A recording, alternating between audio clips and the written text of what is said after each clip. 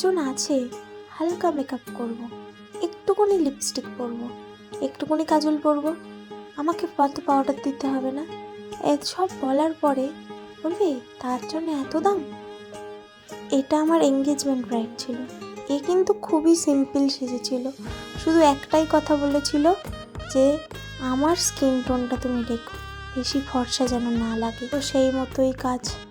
দেখো, ওকে ওর skin tone অনুযায়ী makeup করা চলছে।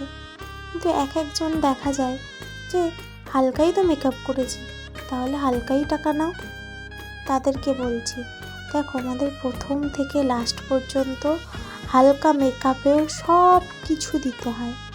তো সেটা হালকা মেকআপ হয়, আমরা কেউ উগ্র মেকআপ করি না, সবটাই হালকাই হয়। এবারে কারোর আইজের একটু কোয়ারিস থাকে, তাই জন্যে আমাদের একটু বোল্ড করতে হয় আইসটাকে, সেই জন্য একটু ভারী লাগতে পারে, কিন্তু সব ক্ষেত্রে হালকা মেকআপই হয়, আর তার জন্য আমাদের সব কিছুই দিতে হয়। তাই বলছি, হালকা মেকআপেও যে কিছু লাগে না এটা ভেবো না, হালকা মেকআপেও সব কিছু লাগে। আর হেয়ার স্টাইল যাই করো না কেন, আমাদের স্প্রেটা দিতেই হয়।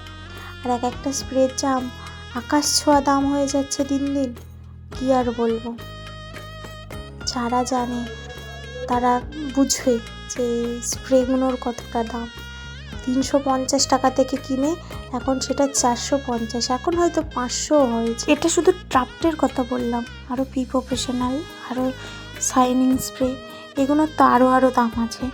তো তাই বলছি, তোমরা মেকআপ আর্টিস্টকে ঠিকঠাক টাকা দাও, দেখো ওরা তোমাদের মনের মতো সাজিয়ে দেবে। আর মেকআপ আর্টিস্টকে কখনোই বলো না যে এটা করে দাও ওটা করে দাও, তুমি তোমার মুখ অনুযায়ী তারাই বুঝতে পারবে যে কতটা কি মেকআপ তোমাকে লাগবে।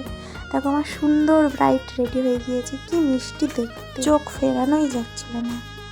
সত্যি বলতে সেদিনের ব্রাইট খুব কোঅপারেট ছিল, এতটা শান্ত মেয়ে।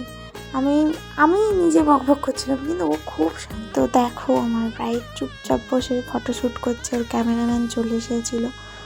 তো আজকের মতো টাটা। বলো কেমন লাগছে আমার ব্রাইডকে, ভালো লাগলে একটা লাইক করে দিও আর কমেন্ট করে দিও। Bye bye.